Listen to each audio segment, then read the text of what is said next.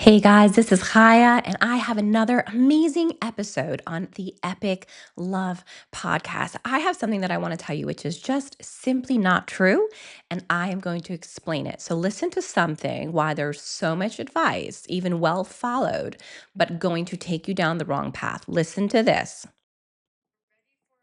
Relationship when you understand that there is no such thing as the one. The truth is, you decide who the one will be. And you're going to have to make that choice many times throughout your relationship with them. And my only hope is that you choose the one who, instead of giving you a bunch of butterflies, actually feels very sweet to your nervous system. I hope you choose the one who you can navigate conflict with, the one who's willing to communicate, the one who is self-aware about the problems that. Okay. So I want to just talk about this. It's a really powerful concept because this person that I just quoted is very, very well known and shares a lot of great information on dating and love. The issue is that you need to go through life knowing what's true and what's not true as you being the expert. I can sit here as an expert and tell you I am. This person can sit there as an expert and tell you she is. But if you don't learn the difference between truth and falsity, it's very hard for you to go down your own path. The reason that this is so important and that I'm mentioning it after this is because she said, there is no such thing as the one. It is just a choice of who you choose and who chooses you back. And then she said, and of course, I hope you choose a really nice person, right? Okay, let's break this down. This is so powerful, guys, and so important. There is such a thing as God. There is such a thing as divinity. There is such a thing as the soul. And therefore, there is such a thing as a soul mate or your highest potential of a soulmate, or as many others say it, the one. When you think that it's all about your choice, like what she's saying, she said, there is no one. You just have to make the choice to choose who's right for you and then who chooses you back. The issue with this is that you're making it all about you and your choice and not about you, your choice, and God. And God's choice for you. Because if you're just making the choice on who calms your nervous system versus who is right for your soul and your soul purpose and the reason that you're here and put on this earth, then your focus is a little bit too much on you and the now and the short sighted, and not enough on you as a spiritual being long sighted. Because the way that we make decisions that are ultimately for our positive good is not just about how my nervous system feels right now, which is what she's talking about, but how your nervous system's going to feel down the road, how your soul is going to feel down the road. If you believe in God, and if you believe in the Bible, and if you believe in divinity, and if you believe in your soul, then 100% you have the one. According to the Gemara, which is the oral Torah, which is a part of the Bible, you have 7 potential soulmates. Which means, yes, as you go into this world, you have 7 potential soulmates, different people who complement your soul in some way. But there's only one Zivug Hagon. There's only one soulmate that's truly here for you to fulfill your purpose in this earth, on this earth, and who helps you fulfill your purpose easily and smoothly with as minimal challenges and pain as possible.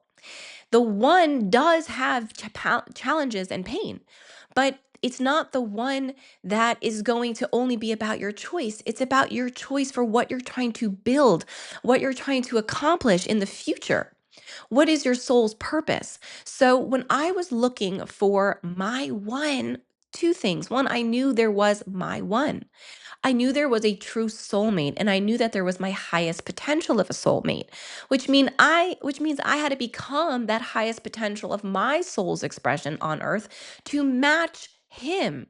If I was just leading with this horrible, horrible advice as there's no such thing as the one, but only my choice and based on who chooses me back, I would have no vision and clarity of who I was trying to find, who I was trying to attract, and what I was trying to attract.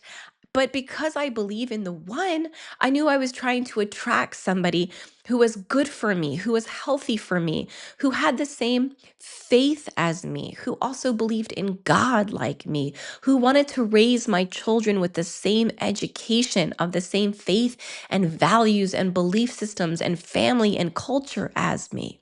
I knew that I was choosing the one whenever that I was attracting the one who I would then choose after the divinity and the realization that this person had the same soul purpose and mission as me, based on the fact that they also wanted to raise my kids and send my kids to the same schools like me, the same religious schools, the same synagogue, or for you or somebody else, the same synagogue or church or mosque, right? If you don't have a belief in God that there's truly the one, then you don't know what to attract. You're like blinded on your pathway towards choice.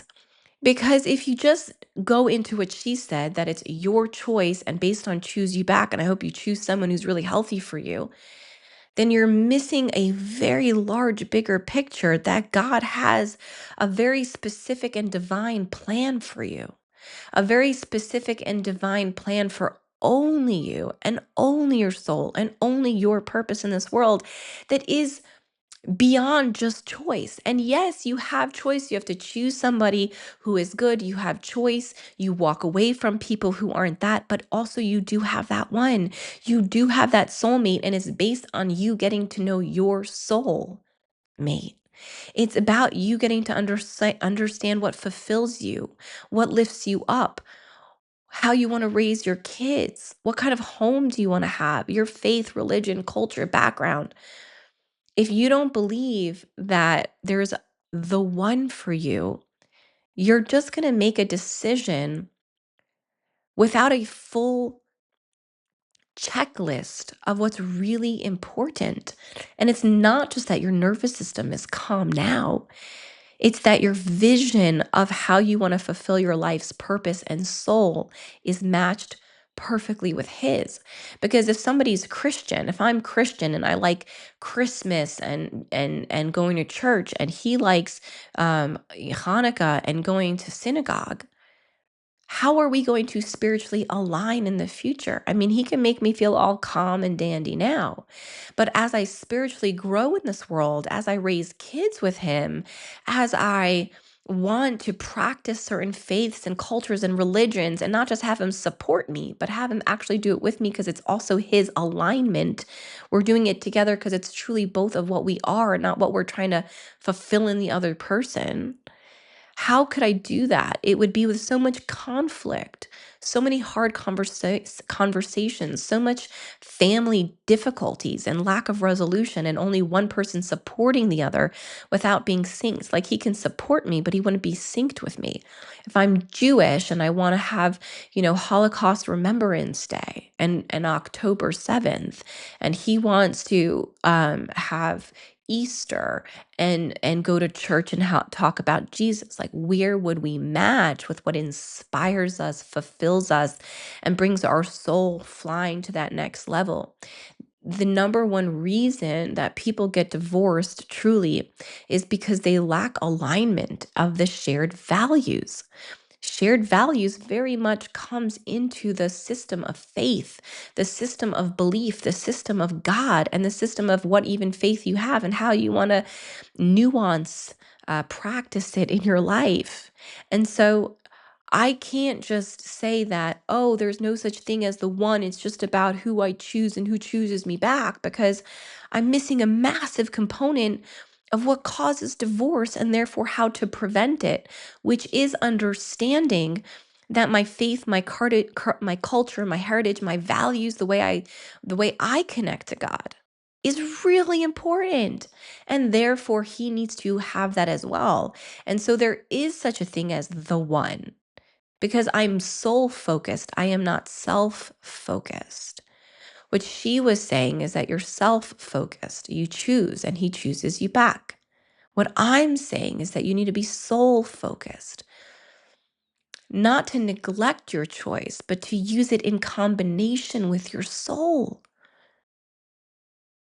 and be soul focused, that you do have the one, that you do have a divine partner, who's meant to uplift you, elevate you, and inspire you, who is meant to uplift you, elevate you, and inspire you.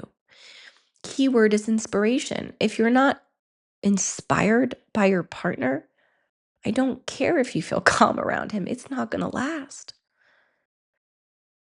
Today I wrote a love letter to my husband, which I left on the table this morning, not knowing that I was going to do this video, because I'm doing this video in reaction to something I saw on Instagram that I think is horribly untrue. And the letter that I wrote my husband this morning, the love letter, was, I am so inspired by you. You inspire me. I love you so much. And he wrote me back a love letter also. The reason I'm sharing this with you is because what keeps our marriage amazing, everyone complains about how difficult their marriage is because they're not inspired by their partner. If you're not inspired by your partner's actions, if you're not elevated by what they're doing, if you don't think they're freaking epic and you are empowered by just watching them be who they are, they're not your soulmate. Your soulmate is inspirational. It's not just someone who makes your nervous system calm and you're healthy and they, and you make a choice and he chooses you back. It's such a short, unfortunate way to explain our divinity, our inspiration, our empowerment, and our soulmate, and the one that we need to attract and have our eye on. When I was dating so many men on the process of being single, looking for the one, I always had in mind there was my one. And so I always asked myself, is this the one? Is this the soulmate? Is this the person that you would leave your children with and not worry about how he would raise them? Is this what you worked so hard for? I would ask myself. Is this the person you worked so hard for to spend the rest of your life with, inspiring you and who you inspire so that y'all can grow together and do great things? And every single guy was no, except for my husband, who I was like, yes, he's definitely the one. Not only did he pursue me and choose me, and I agreed and chose him back, but there was inspiration, divinity, soul purpose, same vision of spiritual life, same soul print, same faith. And those are the components that drive you in the direction of the correct choice. Because the truth is, you don't just go out in the world hoping that you make the right choice. You have a vision and a clarity of God's divinity for you. And the way you do that is getting to know yourself and understand yourself and love yourself. And from that place, can you make the right decision of who's truly the one? So while there is a lot of amazing people with a lot of amazing numbers on their Instagrams or their book sells, you gotta know that if you believe in God, there is definitely the one. And no matter how many people you listen to on social media or who say they are an expert, you become your own expert, knowing that your choice is not to listen to everything that's out there, but to listen to your soul, your divinity, your gut, your intuition, and know that 100% there is a God and there is a soulmate. There's one highest potential just for you. I hope you hold on to that. Get to know your soul, what uplifts you, what inspires you, what makes you feel fulfilled and safe and close to God in this world. Get really clear with that vision and then attract and seek that out in a partner.